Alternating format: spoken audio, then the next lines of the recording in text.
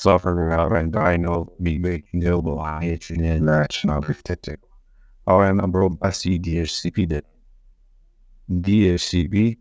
وقتا کامپیوتر اتوماتیکین IP لسرور وربگری یاخود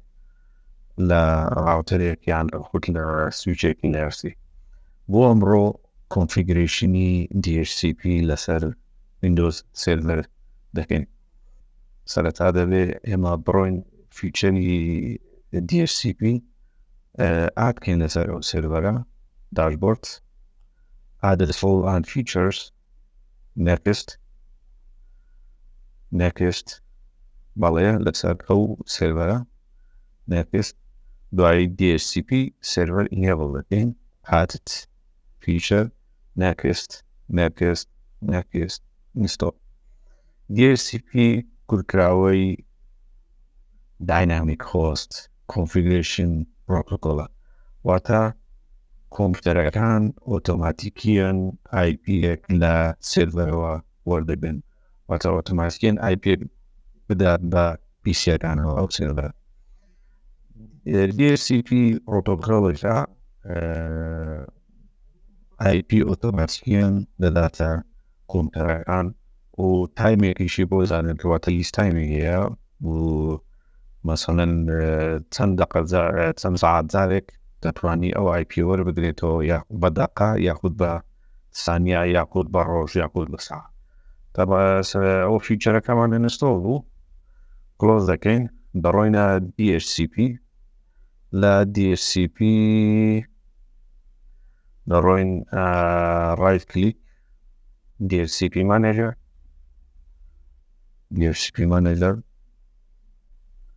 ئەوە باید ئەوە ئێستا حالیان هیچ پوڵێک ئینێبڵ نییە ئێمە ڕایت کلیک دەکەین دەڵێن نیو سکۆپ next لێرە ئەو پوڵەی کە دروستی دەکەی پێویستی بە ناوێکە بۆ نمونە DHCP for example pool next IP address range ئێمە 192.168.1.182 ئەو دەڵێ start IP address in IP address واتە ئەو پوڵێکە تو دروستی دەکەی لە IP چەند دەست پێ بکاتەوە تا IP چەند کۆتایی بێت. ئێمە دەڵێن لە IP یەکەوە دەست پێ بکە هەتاوەکو 192.168.182.153 /24 لە بەرەوەی کلاس سیە دوای دەڵێن next لێرە دەرێ added excluded and delay واتە ئەو IPیانەی کە ناتەوێ بە DHCP ئۆتۆماتیکیان ئەو IPیانە بڕۆن لە بۆ پیسەکان تاوان پێویستە exclude بکەین چێمە هەندێک IP زیاد دەکەینەوە کە ئەوانە مەسەڵەن ئیش نەکەن لەسەر کۆمپیوتەرەکان لەسەر کلاینتەکان مەسەڵەن بۆ سێرڤەرەکان و بەکاردێنین بۆ نمونە ئێستا ئەوەی کە لەسەر ئەو کۆمپیوتەرە هەیە ستاتیک IPە واتە بە مانوێڵی ئێمە IPەکەمان داخل کردووە بەدەستی داخلیمان کردووە DHCP enable no واتە ستاتیک IPە ئێمە هەندێک IP جا دەکەینەوە بۆ نمونە 192.168.182 با بڵێ لە IP 175 تاوەکو 192.168.182 مراڵە بازیاتر بیتن باوەکو 210 IP واتە لە IP 175 تاوەکو 210 ئەوانە جیا بکرێنەوە باشە لای دەڵێن next ئەوە news duration واتە ئەو هەر IPێک کە بیدا بە کۆمپیوتەرێک بۆ ماوەی چەند IP لا ببینێتەوە ڕۆژێک سەعات مینێت مەسەڵەن ئێمە دەڵێن با 8 ڕۆژ ئێستەوە لێرە حالیان 8 ڕۆژ ئینێبڵ ئێمە دەڵێن هەموو ڕۆژێک ئەو IPە لێوەرمیگرێتەوە IPێکی تری پێ بڵاخسێت دوای دەڵێن next yes لێرە داوای گێتوێیم لێ دەکات واتە ئەو IPە ئەو پوڵە پێویستی بەوێ گێتوەیەکە گێتوێ واتە دەرچە واتە هەموو کلاینتەکان بڕۆنەوە سەر دەرچەیەک واتە گێتوەی پێ دەڵێن ئەوە گێتوەکەیمە 1992 بەڵێ 1992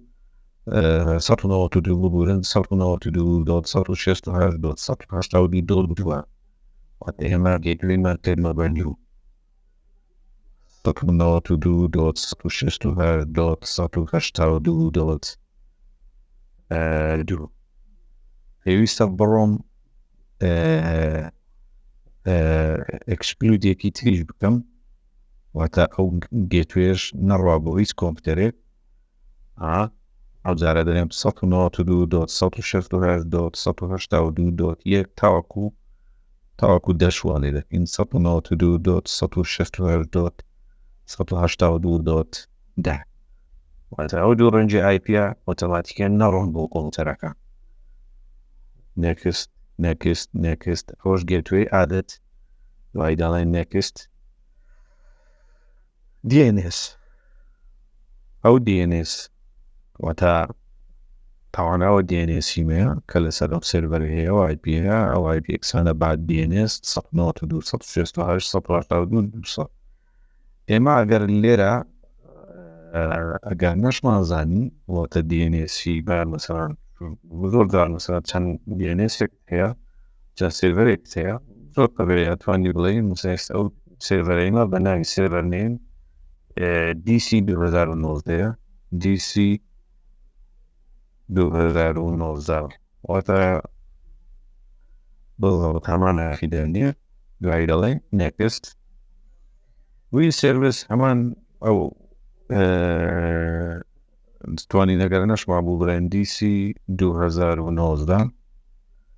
results added next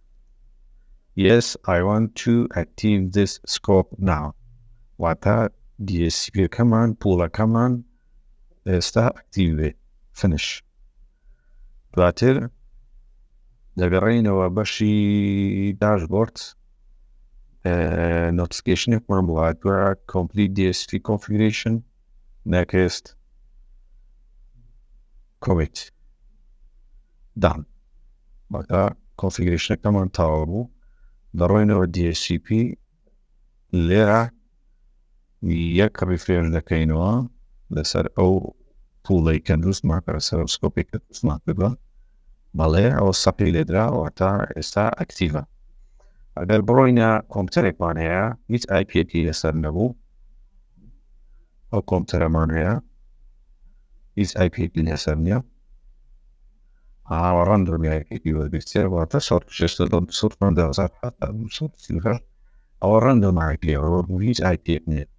ئەگەر بێت پێمە ئینتەرفێسەکەی دیزێبڵ بکەین هەمان کاتە ئینێبلی بکەینەوە ئەوە IP وەربگرێ کە ئێمە داقیمان کردووە بە زاڵەت بۆ وەریشی گرت ئێستا لە 11 شەوە دەست پێ پێدێت 1992 11 ئەوەش گێتوێمە ئەوە DNSمانە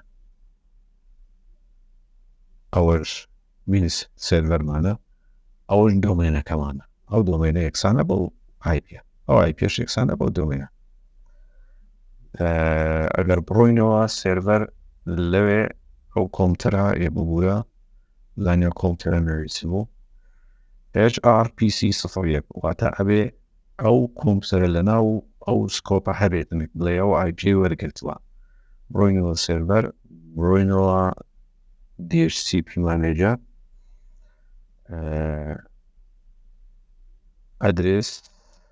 ئەدرێسز لیستس بەزەبەت 1962 کە ئەو PC وەریگر بوو و کۆمپیوتەر نێمەکەش بە ناوی HR-PC1 و لەم کاتە لە چوارنی مانگی 11 2023 ساعت 4:02 ئەو 59 سانیە بە PM ئەو IP درا بە ئەو کۆمپیوتەرە باشە ئەمەش ڤیدیۆیەکی نوێ بوو سەبارەت بە DHCP DHCP کەشمان ئێستا ئەکتیڤە و بێکێشەیە و کۆمپیوتەرێکی شوەری گرتو